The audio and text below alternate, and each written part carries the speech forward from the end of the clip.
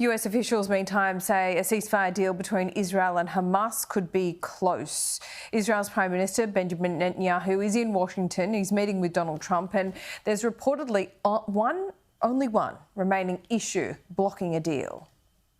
I do think that there is a sense of momentum tonight here, a momentum for potentially a new ceasefire in Gaza. We saw Prime Minister Benjamin Netanyahu arriving here a short time ago. He drove from Blair House, the presidential guest house where he is staying, literally just about 50 metres over to the White House, and he's currently in a meeting with President Trump in the West Wing. What I'm told, having spoken to two sources very close to the negotiations that are ongoing in Qatar, is that of the three key unresolved issues, only one now remains unresolved. The two sides, Israel and Hamas, have bridged their divide on two of those issues. One of them is the issue of humanitarian aid being distributed in Gaza. You'll remember that for the past few months, it has been the Gaza Humanitarian Foundation, GHF, that has been controlling the aid distribution in Gaza. This is an organization which is run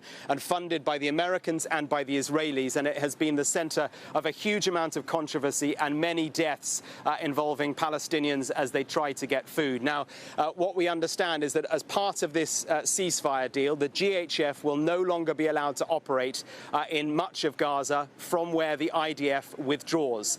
Instead, it will be the UN, I'm told, and other humanitarian organizations who will take up that work, much in the same way that they did before the GHF got involved. That is the first issue, humanitarian issue, that has been bridged, has been resolved. The second is the issue of the 60-day ceasefire. From a Hamas perspective, their real concern has been that after 60 days, that Israel would simply resume its war in Gaza. Now, that issue too has now been resolved because President Trump has issued a personal commitment to Hamas that he will ensure that Israel does not restart the war after 60 days. That commitment was delivered to Hamas by Bashar al-Baba, who is a man who's emerged as a key figure in these negotiations, a Palestinian American who helped Trump to re-election in Michigan last year, who is now in Doha running these, well, not running, but part of these negotiations. He issued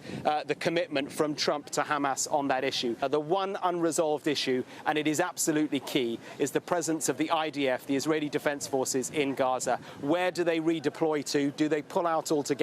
Hamas would like them to completely pull out. That I don't think is going to happen. So there is still a chance that all of this could collapse. But behind the scenes, there is a huge amount of momentum.